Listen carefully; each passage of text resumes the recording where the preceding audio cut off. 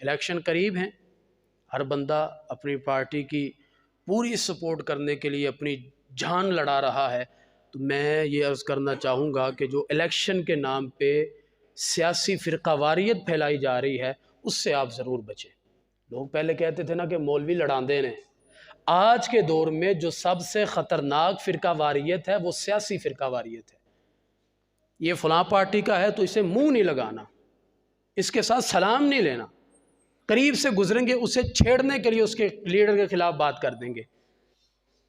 بھائی آپ کسی کو اچھا نہیں سمجھتے، ٹھیک ہے آپ کی مرضی ہے، لیکن جو کسی کو اچھا سمجھتا ہے آپ کو تو یہ حق نہیں پہنچتا آپ اس کے پاس جا کے اس کا جو ممدوح ہے اس کے خلاف آپ باتیں کرنے لگ جائیں۔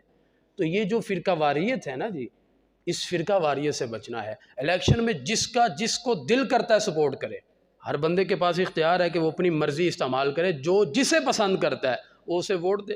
اب ضروری نہیں جو مجھے پسند ہے وہ سب کو پسند ہو، جو آپ کو پسند ہے وہ مجھے پسند ہو، ایسا تو نہیں ہو سکتا۔ ہر بندے کی اپنی پسند ہے، تو اپنی پسندیدہ پارٹی کو ووٹ دینا، سپورٹ کرنا، جلسے کرنا، نعرے لگانا، یہ ہر بندے کو اختیار حاصل ہے، لیکن یہ اختیار کسی کے پاس نہیں ہے کہ وہ باقی سب کو گالیاں دینے لگ جائے۔ 15-20 دن کا تمہاری کمپین کا دورانیہ ہے، یہ 10 دن گزریں گے الیکشن ختم ہو جائے گا، اس کے بعد تم نے کیا کرنا ہے؟ وہ حکمران ہیں، وہ اپنے کام کرتے رہیں گے، وہ اپنی جگہ پہ پہنچ کے جو انہوں نے کرنا ہے وہ کریں گے۔ اس محلے میں آپ نے رہنا ہے، یہاں کوئی ایم پی آ کے نہیں رہے گا۔ یہ جو ہمارے ہمسائے ہیں، یہ جو ہمارے دوست ہیں، جو تعلق والے ہیں، ان سے ہم نے ملنا ہے، ان سے معاملات ہم نے طے کرنے ہیں۔ تو اس لیے کسی بندے نے بڑا خوبصورت جملہ کہا تھا کہ مخالفت اتنی کرو، تنقید اتنی کرو کہ کل اگر صلح کرنے کا موقع آ جائے تو پھر تمہیں شرمندگی کا سامنا نہ کرنا پڑے۔ آج کسی کو گالیاں بھی دے دیں، یہ چور ہے، یہ ڈاکو ہے، لٹیرا ہے، فلاں ہے، کل وہ لیڈر آپس میں صلح کر لیں گے، وہ جماعت اتحاد کر لیں گی، اور یہ پھر آپس میں بیٹھ کے دیکھیں گے کہ بھائی اب ہم کیا کریں۔ تو اب یہ صلح کرتے ہوئے ایک دوسرے کو دیکھیں گے، میں نے تو اسے یہ بھی کہا تھا، میں نے تو اس کے بارے میں یہ جملہ بھی کہا تھا۔ تو بعد میں پچھتانے سے بہتر ہے، شرمندہ ہونے سے بہتر ہے کہ جو کچھ بھی کرنا ہے وہ حد میں رہ کے کریں تاکہ بعد میں پچھتاوا نہ ہو۔ تو سیاسی طور پہ ایک تو یہ بات ذہن میں رکھیں، رشتہ داری ختم نہ کریں، دوستی ختم نہ کریں الیکشن کے لیے، تو پھر تو ایک ہی پارٹی رہ جائے گی پورے پاکستان میں۔ اب جو 150 کے قریب پارٹیاں ہیں، ان کے جو فالورز ہیں، ان کا کیا بنے گا؟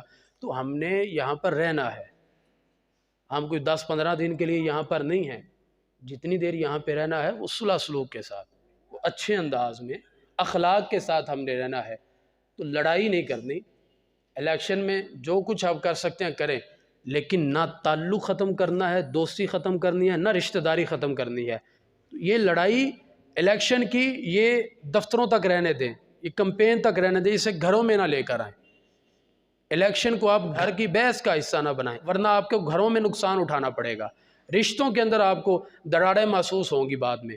اور دوسرے نمبر پہ جو بھی اپنی پسندیدہ پارٹی کے ساتھ منسلک ہے، کمپین کر رہا ہے، ایک طوفان بدتمیزی برپا کر دیا جاتا ہے الیکشن کے نام پہ۔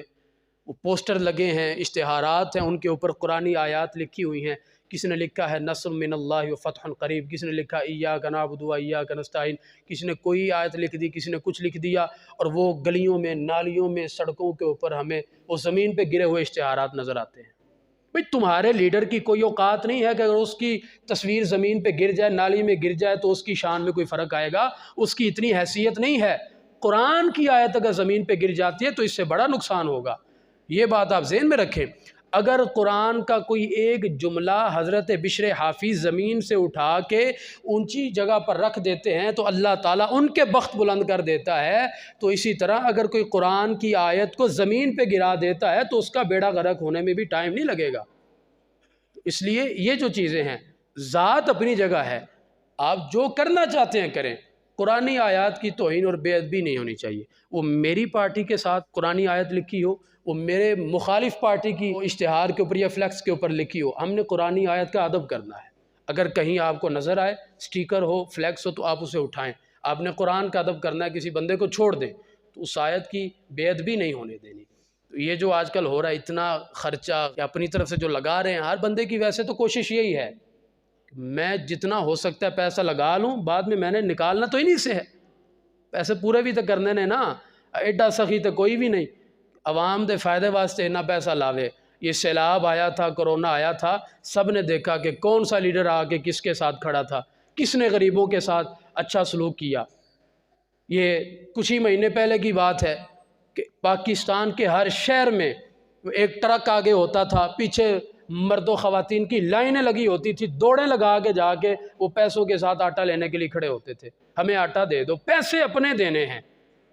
لائنوں میں لگ کے دوڑیں لگا کے تو ہم نے وہ ذلت کے مناظر دیکھے، جس طرح خواتین کو، وہ باپردہ خواتین کو لاٹھیوں کے ساتھ، وہ تھپڑوں کے ساتھ مار مار کے بھگا رہے تھے، پیچھے ہٹو، لائن میں لگو، پھر تمہیں آٹا ملے گا۔ تو یہ ذلت سامنے رکھتے ہوئے پھر آپ کوئی فیصلہ کریں۔ یہ دعا ہر بندے کو کرنی چاہیے۔ ہم بھی صدق کے دل سے دعا کرتے ہیں، یا اللہ جو اس ملک کے لیے اور عوام کے لیے مخلص ہے اور بہتر ہے، اسے اقتدار دے دے تاکہ عوام کا فائدہ ہو۔ ان حکمرانوں کو کوئی ضرورت نہیں ہے، یہ ہار کے بھی جیتے ہوئے ہیں، بھئی ان کے گھر میں کون سا کسی دن کھانا نہیں پکنا، انہیں تو ان چیزوں کی حاجت نہیں ہے۔ عوام بیچاری ذلیل ہوتی ہے، عوام کو پریشانی کا سامنا کرنا پڑتا ہے۔ تو اس لیے ہر بندہ یہ دعا لازمی کرے کہ اللہ اسے اقتدار دے، وہ ہمارا ہے یا بیگانہ ہے، پارٹی کسی کی بھی ہو، اللہ اقتدار اس کو دے جو عوام کے لیے فائدہ مند ہے، تاکہ ہمارا بھلا ہو، لوگوں کا بھلا ہو۔ اللہ ہمیں عقل سلیم عطا فرمائے، سمجھنے کی توفیق عطا فرمائے کہ ہم ذات، برادری، یہ ساری چیزیں چھوڑ کے ہم یہ دیکھیں کہ فائدہ کس کے اندر ہے، عوام کا فائدہ کس کے اندر ہے، اسلام کا فائدہ کس کے اندر ہے۔ یہی دعا کرتے ہیں اللہ تعالیٰ اس ملک کے اندر نظام مصطفیٰ نافذ کر دے۔ 76 سالوں میں یہ جمہوریت کی جو لعنت تھی، اسے تو لوگوں نے دیکھ لیا ہے، جو کچھ ہو گیا، کتنا سکون ملا ہے جمہوریت کے ساتھ۔ تو یہ بات اب تو عوام کو سمجھ جانی چاہیے کہ بھائی فائدہ صرف اسلام کے نظام کے اندر ہے، جو حضرت فاروق اعظم کا نظام حکمرانی ہے، جو حضرت امیر معاویہ کا نظام خلافت ہے، فائدہ اسی کے اندر ہے۔ اللہ تعالیٰ اس بندے کو اقتدار دے کہ جو ان کی سیرت پر عمل کرتے ہوئے اسی طرح عدل و انصاف قائم کر دے۔ حضرت عمر بن عبدالعزیز وہ بھی تو حاکم تھے، اسی جہان میں حکمرانی کر کے گئے ہیں۔ 7 بر اعظموں کے اندر کوئی مسلمان زکوٰۃ لینے والا نہیں تھا۔ زکوٰۃ بیت المال سے جاتی، فلاں ملک کے اندر بھیج دو، فلاں ملک کے اندر بھیج دو، وہاں سے زکوٰۃ واپس آ جاتی کہ ہمارے شہر میں، ہمارے علاقے میں کوئی ایسا بندہ ہی نہیں ہے جو مستحق ہو، کسے زکوٰۃ دے، تو واپس بھیج دیا کرتے تھے۔ لیکن آج کل تو حال یہ ہے نا، جو کچھ آتا ہے بس جیب میں ڈال لیا جاتا ہے۔ تو اللہ کرے ایسا نظام ہمارے ملک میں نافذ ہو جائے کہ یہاں پر غریبوں کا خیال کیا جائے، ضرورت مندوں کی ضرورتیں پوری ہوں، اور جو بندہ اسلام اور پاکستان کے ساتھ مخلص ہے، اللہ تعالیٰ اسے اقتدار عطا فرمائے۔ آخر دعوانا الحمدللہ۔